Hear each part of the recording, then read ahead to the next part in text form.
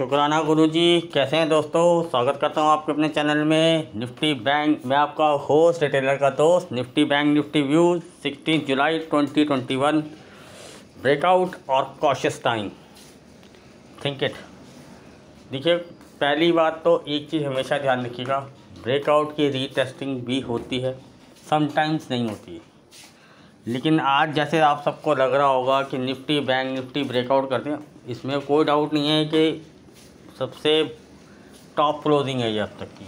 और आज निफ्टी ने अपना लाइफ टाइम हाई भी बनाया, ठीक है, कोई डिनाई नहीं कर रहा हूँ उस चीज़ में। लेकिन कुछ एक चीज़ें ना, फिर भी मैं इसका मतलब ये नहीं है कि मैं बियरिश हो गया हूँ, इसका ये कतई मतलब नहीं है कि मैं बियरिश हो गया हूँ। लेकिन क्या है कि मैं हूँ बुलिश क्या, मैं सुपर बुलिश हूँ और मैं काफ़ी टाइम से सुपर बुलिश हो रखा हूँ। लेकिन तो क्या सुपर बुलिश क्या मैं अंधा हो जाऊँ, अंधों की तरह काम करने लग जाऊँ? नहीं, मैं क्या करता हूँ, अपने प्रॉफिट्स को बुक करता हूँ टाइम टू टाइम। और जहाँ मुझे लगता है कि कॉशियस होना चाहिए तो मैं ट्रेडिंग शुरू कर देता हूँ या कॉन्ट्रा भी लेता हूँ। ठीक है, आज मेरे का एक कॉन्ट्रा में मेरे को थोड़ा सा प्रॉब्लम हुई, लेकिन घुमा के निकल गया मैं उसको, ठीक है। लेकिन और वह उस ऐसा नहीं है कि मैंने अपने मन से लिया था, वो डाटा मुझे वहाँ पे रिफ्लेक्ट कर रहा था, ठीक है। अगर आप इतने बुलिश थे या इतने कुछ थे तो आज आपको एटलीस्ट 36,000 एक बार टच करना चाहिए था स्क्रीन पे, बैंक निफ्टी को। और निफ्टी को 16,000 तो मैं नहीं कहता, 980-85 के आसपास आना चाहिए था। ज़्यादा डिफर नहीं है, आप लोग बोलेंगे, क्योंकि एक्चुअली क्या चल रहा था, इंडेक्स मैनेजमेंट के ऊपर ये सारी गेम चल रही थी। सिर्फ IT भाग रहे थे, बैंक निफ्टी में सिर्फ HDFC भागा। अब आप कहोगे बाकी सब भी भागे, लेकिन सर अगर आप ऑन एवरेज कल पहले की देखो तो वो उसी रेट पे खड़े हैं आज, जहाँ पे वो नीचे गिरने के बाद वापस आ गए। लेकिन HDFC नीचे गिरा और वहाँ से ज़्यादा आया, तो इसलिए वो बैंक निफ्टी को ऊपर लेके आया। तो इसे एक इंडेक्स मैनेजमेंट कहोगे। तो आप कहोगे सर अब आपका व्यू क्या है? व्यू यही है, देखो कल तो नई एक्सपायरी शुरू हो गई और वैसे भी हम अगस्त मंथ में शिफ्ट हो गए, ठीक है ना। मैंने अपनी हेज कॉल भी बता दी कि मैंने कैसे अपने आप को हेज किया है, ठीक है ना। और जो मेरी वो जो सी ली है मैंने, तो वो सी मैंने अगस्त की ली है और उसको मैंने कैसे घुमाऊंगा कैसे करूँगा उससे तो मैं प्रॉफिट में निकालूंगा। लेकिन मैंने अपने आप को उसके साथ एक हेज भी किया इस महीने के लिए, कि इस महीने से अगर मुझे उसमें से कुछ लॉस होगा तो मैं यहाँ से प्रॉफिट निकालता रहूँगा। आदमी हो या स्टॉक, जाना तो उसको ऊपर ही है। टाइम कितना लेगा ये कुछ नहीं कहता, जैसे हर आदमी का कोई टाइम नहीं होता कि कब जाएगा कब आएगा, ठीक है ना। तो वही ऐसे ही स्टॉक का और इंडेक्स का भी होता, तो ठीक है ना। तो मैं कोई ऐसे वो लंबे चौड़े गेम नहीं खिलाता, मैं अपनी हेजिंग भी बता दी कि मैं किस तरह की हेजिंग करता हूँ, मैं दोनों तरफ से कैसे खाता हूँ, ठीक है ना। मैंने एक एग्जांपल भी देना शुरू किया, कैसे लोग बोलते हैं सर लर्निंग के लिए बताओ, लर्निंग में मैं आप सबको ही बता देता हूँ। मैंने 36,500 की सी अगस्त एंड की बाई की है और 36,000 की पुट मैंने जुलाई की बाई की है, कि अगर इन बिटवीन अगर वो जुलाई में इतना ज़्यादा आप मूव नहीं देता है तो मुझे यहाँ से पी में कुछ मैं हैज भी हो गया हूँ, ठीक है। और अगर वो यहीं से मूवमेंट देता है तो ठीक है, लेवल्स हैं मेरे पास, मुझे पता चल जाएगा कि इन लेवल्स के ऊपर वो जा रहा है तो ये फ्लाई करेगा, तो मैं अपनी पुट से निकल के उसको दोबारा नीचे से कहीं और किसी स्ट्राइक प्राइस पे एडजस्ट कर लूँगा, ताकि अपने आपको हैज तो मैं हमेशा रखूँगा। मुझे यहाँ से सी में प्रॉफिट आ रहा होगा, जो छोटा मोटा पी में लॉस आ रहा होगा मैं वहाँ से निकल जाऊँगा। अगर वो वहाँ से पी अगर मार्केट नीचे आती है और मुझे पी में प्रॉफिट आ रहा होगा तो मैं पी का प्रॉफिट बुक करूँगा और सी को घुमाऊँगा, जो मेरा घुमाना कॉन्सेप्ट है। एवरेज कॉन्सेप्ट का गलत चीज़ है और घुमाना कॉन्सेप्ट है, उसका वीडियो भी है डिस्क्रिप्शन में, आप देख सकते हैं। और सर डिस्क्रिप्शन का ना प्ले लिस्ट में डाला हुआ है, ठीक है। तो ज्वाइन करेंगे चैनल तो आपको मिल जाएगा, ठीक है। तो वो मेरे पास एक कॉन्सेप्ट है कि मुझे कैसे कवर करना है, और वो मुझे पता है कि वो ऑटोमेटिकली वो मुझे मेरे को प्रॉफिट में लेके आनी है, चाहे घुमा के लानी है और वो वैसे भी आनी है, ठीक है। आज का एक तो एक्सपायरी मूव को मैं इतने मायने नहीं देता, ऊपर हो या नीचे हो वो मेरे लिए मैटर नहीं करता इतना, क्योंकि एक्सपायरी में सब कुछ पोजीशन एडजस्ट करनी होती हैं, ठीक है। तो हमेशा इस चीज़ के लिए रेडी रहना पड़ता है। और दूसरा ये कि मैं कॉशियस टाइम इसलिए कर रहा हूँ क्योंकि आज भी जो मूवमेंट आया तो एक एक्सपायरी मूव था। अगर आप देखेंगे तो पूरा दिन निफ्टी जो है ना, बाद में ऊपर आने के बाद सिर्फ 30 पॉइंट के अंदर घूम रही थी, 950 से लेके 920 के अंदर, और ज़्यादातर वो 930 और 25 से लेके 40 मान के चलो। ऑन एवरेज अगर आप देखोगे ऊपर आने के बाद तो खड़ी होगी। बैंक निफ्टी का भी वही हाल था, वही 940 जाती थी, ऊपर गई है एक दो बार, पर एवरेज ऑन 940 से लेके 880 870 घूम रही थी। ये भी 70 से 50 पॉइंट के अंदर घूम रही थी। और ज़्यादा एवरेज इसकी यही थी 890 से लेके 930 की। तो ये 40 पॉइंट की ज़्यादा रेंज में ज़्यादा टाइम स्पेंड किया इसने। बीच में नीचे भी गई एक दो बार, एक बार छोटा मोटा ऊपर भी आई। तो वो तो क्या होता है कि जो CP राइट की हुई है, जीरो करनी है, उनके लिए मूवमेंट चलती रहती है, ठीक है ना। ऑन एवरेज वो पूरा दिन रेंज बाउंड होगी, सबके नज़र में हो गया कि भैया बहुत जैकपॉट ला रहा है। जिसने सुबह लिया होगा या BTST करके गया होगा, अगर उसने होल्ड कर गया होगा कुछ टाइम के लिए, तो वो जो बट ऑब्वियस होता है प्रॉफिट। अगर उसने टाइमली बुक नहीं किया होगा तो वो भी लॉस में किया होगा, क्योंकि बाद में प्रीमियम खाया जाता। बाद में ये सेलर एक्सपायरी हो गई थी, पूरे दिन भर में कोई मूवमेंट नहीं था उसके बाद। इसीलिए मैंने लिखा था जैकपॉट और सेलर। वो जैकपॉट सर थोड़ी देर के लिए हुई, उसके बाद वो सेलर हो गई, उसके बाद वो पूरा दिन सेलर मार्केट हो गई थी। कोई किसी की स्ट्रेटजी नहीं चलनी थी, क्योंकि वो सेलर मार्केट हो गई थी। सुबह होने के बाद उसके बाद गेम ओवर हो गया था उसके अंदर से, क्योंकि लिए वो सब डाटा मैनिपुलेशन चल रही थी इंडेक्स मैनेजमेंट के हिसाब से कि भैया राइटर्स को भी नुकसान नहीं होना चाहिए और मार्केट भी ऊपर ले आएंगे, और इंडेक्स मैनेजमेंट के साथ वो वहीं करके ख़त्म कर दी कि एक्सपायरी जहाँ करानी थी उसके मैक्स पेन से ऊपर करवा दी।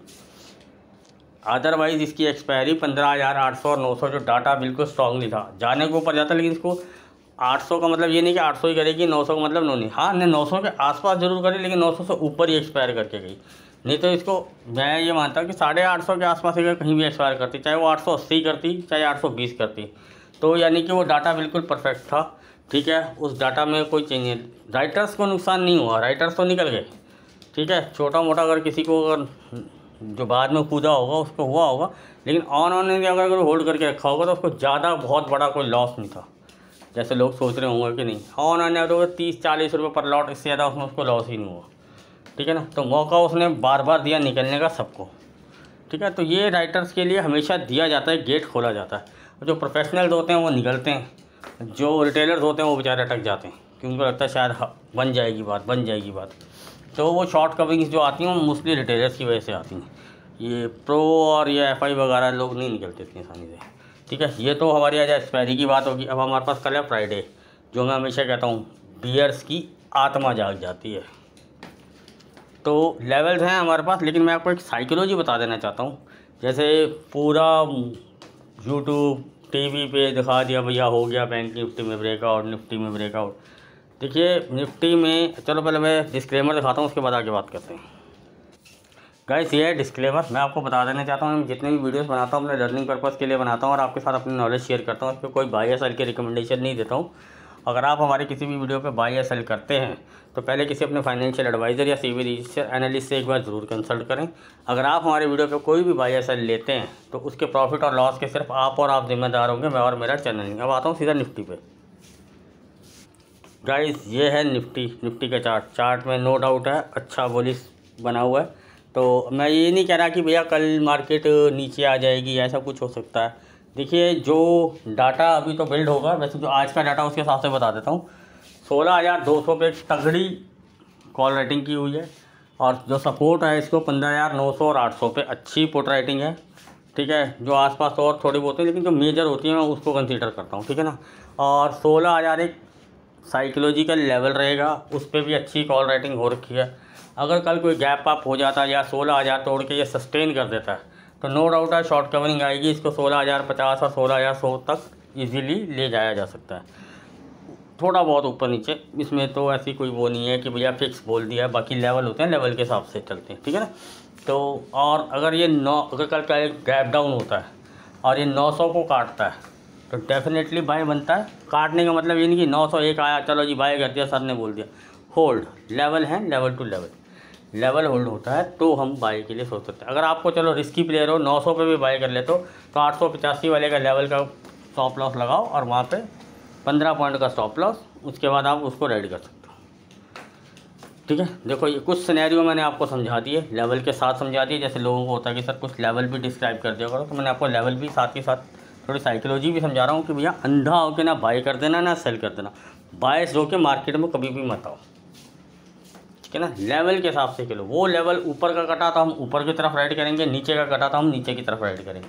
अरे आप प्रॉफिट लो ना यार, चलो कभी छोटा मोटा अगर आपको एसएल देना ही पड़ता है, अगर आप लेवल के हिसाब से अगर लेवल के आसपास देते हैं तो आपका एसएल कितना छोटा हो जाए। जैसे मैंने आपको बताया कि अगर आप रिस्की प्लेयर आप 900 पे भी बाय कर सकते हो, 885 का आप एसएल लगा दो, 15 पॉइंट में आपका 3 से 5 रुपये का वो प्रीमियम खा जाएगा, इससे ज़्यादा नहीं प्रीमियम खाता। ठीक है ना, अब इतना तो रिस्क लेना ही पड़ता है अगर आप रिस्की प्लेयर हैं तो मैं कह रहा हूँ। ठीक है ना, जैसे होता है कि सर 900 कट गया तो ना, जैसे जिन्हें नहीं ध्यान दिया जी हमें समझ नहीं आता कैंडल वैंडल ना होल्ड, तो भैया ठीक है आपका एसएल भी डिफाइन कर दिया साथ के साथ 885, 15,885 या 15,900 अगर आपने बाई कर लिया, नीचे से काटते हुए ऊपर जाते हो तो ये चीज़ ध्यान रखना। बाकी नीचे के लेवल तो सारे मैं नहीं डिस्क्राइब कर सकता वीडियो में, वो टेलीग्राम पे दिया हुआ, टेलीग्राम पे जुड़े, टेलीग्राम का डिस्क्रिप्शन में लिंक दिया हुआ है। ठीक है, और जो एक साइकोलॉजिकल हर्डल तो रहेगा, देखो 16,000 कोई भी हो, 16,000 हो, 15,000 हो, 17,000 हो, 14,000 हो, 10,000, 11,000 जैसे जो भी आते हैं, 500 और 1000 वाले जो होते हैं साइकोलॉजिकल लेवल होते हैं। उसके बाद 100, 200, 300 वाले भी होते हैं, लेकिन जो मेजर होता है वो हमेशा 500 और 1000 वाला होता है। ठीक है, तो इस बात को हमेशा कंसीडर कर देना। अगर एक गैप अप से कहीं खोल देते हैं, ठीक है ना, तो वहाँ देखना पड़ेगा प्रॉफिट बुकिंग तो नहीं आ रही, और वहाँ से अगर राइड होती है और कॉल राइटर सरेंडर करते हैं तो डेफिनेटली बाय बनता है और आप अपने प्रॉफिट को ट्रेल करते हुए राइड कर सकते हो। ठीक है, तो लाने कोई आज 16,000 क्यों नहीं लेके आए, क्योंकि देखो एक साइकोलॉजिकल लेवल भी होता है, चाहे वहाँ से वापस नीचे ड्रैग करके ले आते हैं, लेकिन अगर वो वहाँ से नीचे ड्रैग करके लेके आता है तो सबके माइंड में होता है कि भैया 16,000 तो टच करा के बस गिर गई, तो वो फिर बायस्ड हो जाता है। ठीक है ना, तो एक साइकोलॉजी पे की जाती है मार्केट के अंदर। ठीक है, मैं अब आपको यहाँ नहीं कहूँगा कि भैया यहाँ पर सुपर बुलिश हो जाओ, सुपर बुलिश होना आपको लेवल के हिसाब से खेलो, time to time profit book करो। सुपर बुलिश का मतलब यह है कि ऊपर भी जाएगी नीचे भी आएगी, तो हमें तो सब कुछ राइड करना है ना। ठीक है ना, तो हमें हर तरफ से तैयार रहना पड़ता है। अपना प्रॉफिट को ट्रेल करो, टारगेट को ट्रेल नहीं करो, अपने प्रॉफिट को ट्रेल करो।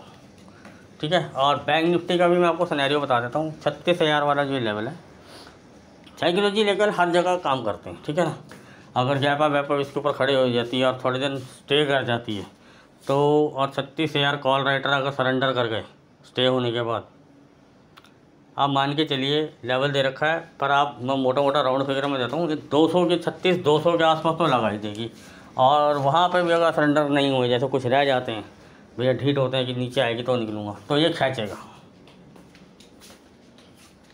तो ये आगे कहाँ तक लेके जाएगा वो लेवल है, लेवल के हिसाब से राइड कर सकते हैं।